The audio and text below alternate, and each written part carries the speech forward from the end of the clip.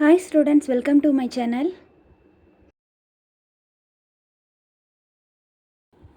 Hi students, இன்றைக்கி நம்ம கிளாஸில் கூட்டல் பண்புகளை பற்றி தெரிஞ்சுக்கலாம். சரிங்களா? கூட்டல் பண்புகள் அதில் நம்ம முதல்ல பார்க்க போகிறது அடைவு பண்பு. சரிங்களா? அடைவு பண்புனா என்ன அப்படின்னா, ரெண்டு முழுக்களையும் கூட்டுனா கிடைக்கக்கூடிய ஆன்சரும் நமக்கு ஒரு முழுக்களாக தான் இருக்கும். இப்போ பார்த்தீங்க அப்படின்னா 8 எடுத்துக்கிறேன். 8ஐயும் 2ஐயும் நான் ஆட் பண்ணிக்கிறேன். ரெண்டையும் கூட்டும் பொழுது 10 கிடைக்குது. சரிங்களா? இப்போ 8ஐயும் 2ஐயும் கூட்டினா 10 கிடைக்குது. இதுவும் முழுக்கள். இது என்ன முழு? மிகை முழுக்கள். சரிங்களா? மிகை முழுக்கள். இதுவும் ஒரு மிகை முழுக்கள் தான். ரெண்டு மிகை முழுக்களையும் கூட்டினா நமக்கு என்ன விடை கிடைக்குது? ஒரு மிகை முழு கிடைக்குது. சரிங்களா? அதுவும் முழுக்கள் தான். அதே மாதிரி இப்போ பார்த்துக்கோங்க, நான் ஒரு குறை முழுக்களை எடுக்கிறேன். -8 எடுக்கிறேன். அப்புறம் ஒரு 5 எடுக்கிறேன். சரிங்களா? இப்போ பண்ணால் இப்போ கூட்டலோ கழித்தலோ இப்போ பண்ணுங்கள். 8ல் 5 போச்சுன்னா 3, பிக்கஸ்ட் நம்பரோட சைன் பெரிய எண்ணின் குறி -3. சரிங்களா? இப்போ இப்போது நம்ம ரெண்டு முழுக்களையுமே கூட்டினா நமக்கு கிடைக்கக்கூடிய விடையும் எதுவாக தான் இருக்குது? முழுக்களாக தான் இருக்குது. அது குறை முழுக்களாகவே இருக்கட்டும் அல்லது மிகை முழுக்களாகவே இருக்கட்டும். ஆனால் நமக்கு ரெண்டு முழுக்களை கூட்டும் பொழுது நமக்கு கிடைக்கக்கூடிய விடையும் ஒரு முழுக்களாக தான் இருக்குது. சரிங்களா? அதனால் இதை எப்படி எழுதிக்கலாம்? A + B அப்படின்னு எழுதிக்கலாம். சரிங்களா? = C அப்படின்னும் எடுத்துக்கலாம். சரிங்களா? நமக்கு ரெண்டு முழுக்களை கூட்டும் பொழுதே கிடைக்கக்கூடிய விடையும் முழுக்களாக தான் இருக்கும். அதுதான் அடைவு பண்பு. சரிங்களா? இப்போ நம்ம செகண்ட் பண்பு பார்க்கலாம். பரிமாற்று பண்பு. செகண்ட் நம்ம பார்க்க போகிறது என்னது? பரிமாற்று பண்பு. இதில் பார்த்தீங்கன்னா இப்போ நான் ஒரு 2 நம்பரை ஆட் பண்ண போகிறேன். பார்த்துக்கோங்க. இப்போ 7, 3 ரெண்டையும் நம்ம ஆட் பண்ண போகிறேன். எனக்கு கிடைக்கக்கூடிய விடை என்ன? 10. இதை இப்படித்தான் கூட்டணுமா? 7ஐயும் 3ஐயும் தான் கூட்டணுமா? ஏன் 3ஐயும் 7ஐயும் கூட்டக்கூடாதா என்ன? கூட்டலாம்ல. 3ஐயும் 7ஐயும் கூட்டினாலும் 10 தானே வருது. இப்படி ரிவர்ஸாக கூட்டினாலும் நமக்கு கிடைக்கக்கூடிய விடை 10 தான். அதனால் நம்ம எப்படி எழுதிக்கலாம்? A + B = B + A. சரிங்களா? இதுதான் பரிமாற்று பண்பு. A + B = B + A. இதுதான் பரிமாற்று பண்பு. நம்ம முழுக்களை எப்படி வேணால் கூட்டிக்கலாம் இல்லையா? முதல் 7 கூட்டிக்கலாம், அப்புறம் 3 கூட்டிக்கலாம். அல்லது 3ஐயும் 7ஐயும் இப்படி ரிவர்ஸில் கூட்டினாலும் நமக்கு கிடைக்கக்கூடிய விடை ஒன்று தானே, சேம் தானே. அதனால் இதுதான் பரிமாற்று பண்பு. சரிங்களா? இப்போ நான் வேறு நம்பர்ஸ் கூட எக்ஸாம்பிள் நான் சொல்கிறேன். -5 + -6 = என்ன வருது உங்களுக்கு? -11 வரும். இப்போ இதையே நான் ரிவர்ஸில் ஆட் பண்ணேன் அப்படின்னாலும் -6 + -5 இப்படி ஆட் பண்ணேனாலும் எனக்கு கிடைக்கக்கூடிய விடை -11 தான். சரிங்களா? இதுதான் பரிமாற்று பண்பு. தேர்ட் பாருங்கள், சேர்ப்பு பண்பு. சரிங்களா? இப்போ நம்ம பார்க்க போகிறது சேர்ப்பு பண்பு. இதில் நான் 3 முழுக்களை எடுத்துக்கிறேன். சரிங்களா? 3 முழுக்களை எடுத்துக்கிறேன். இப்போ 2, 3, 5 அப்படின்னு 3 முழுக்கள் எடுத்துக்கிறேன். இப்போ நான் 3ஐயும் ஆட் பண்ண போகிறேன். ஆட் பண்ணால் என்ன எனக்கு வருது? ஆன்சர் 10. சரிங்களா? இப்போது இதை நான் எப்படி ஆட் பண்ணியிருக்கேன் அப்படின்னா, இந்த 2ஐயும் 3ஐயும் கூட்டிக்கிட்டேங்க. 2ஐயும் 3ஐயும் கூட்டிக்கிட்டேன்ப்பா. 5 வருது எனக்கு. ஸோ 5, அதுக்கப்புறம் இந்த 5ஐ கூட்டுறேன். ஸோ 10. இப்போ இப்படி தான் கூட்டணுமா? ஏன் இந்த 3ஐ 5 கூட சேர்த்து கூட்டக்கூடாதா? கூட்டலாமே. 1, 2 + 3 + 5 இப்படி கூட்டலாம் இல்லையா? இப்போ கூட்டினா நமக்கு என்ன வருதோ? முதல்ல 2ஐ கூட்டிக்குவோம். அதுக்கப்புறம் 3ஐயும் 5ஐயும் கூட்டுவோம். என்ன வரும் நமக்கு? 8. அப்போ மொத்தம் எத்தனை? 10. இப்போ எப்படி கூட்டினாலும் நமக்கு விடை ஒன்று தானே வருது. இப்போ பார்த்தீங்கன்னா A + B + C அப்படின்னு நான் 3 முழுக்களை எடுத்துக்க போகிறேன்.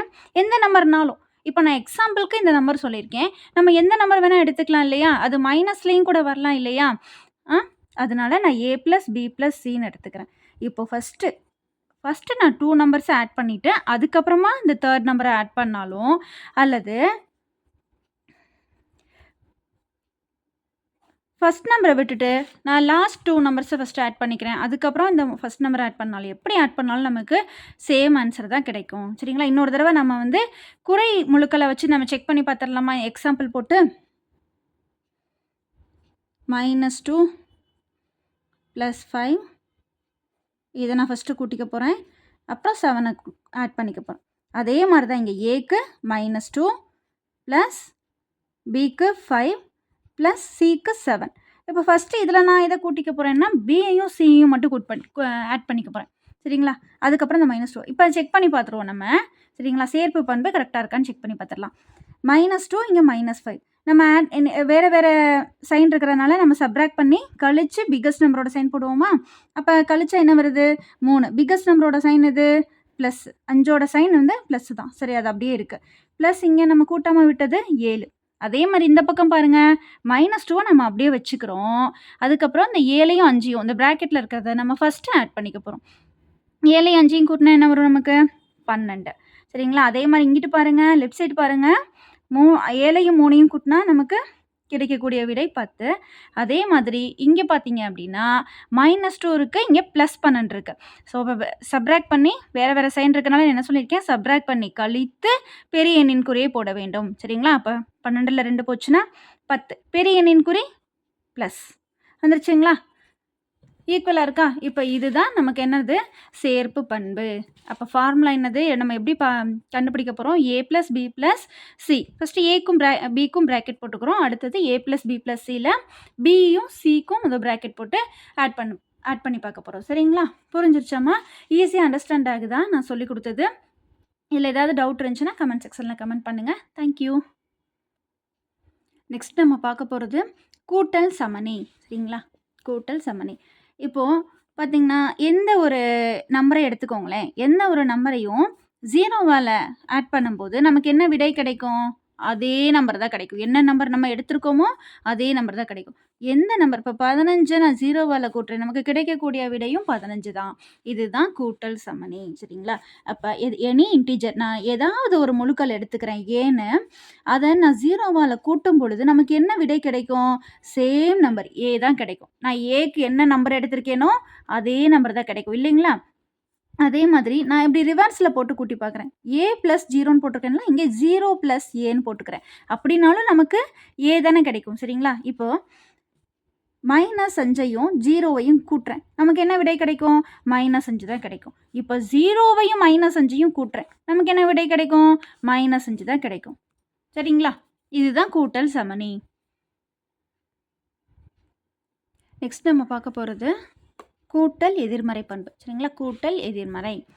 இப்போ பார்த்தீங்கன்னா எதிர்மறைன்னா என்ன? இப்போ 2ன்ற நம்பர் எடுத்துக்கிறேன். இந்த நம்பருடைய எதிர்மறை என்ன?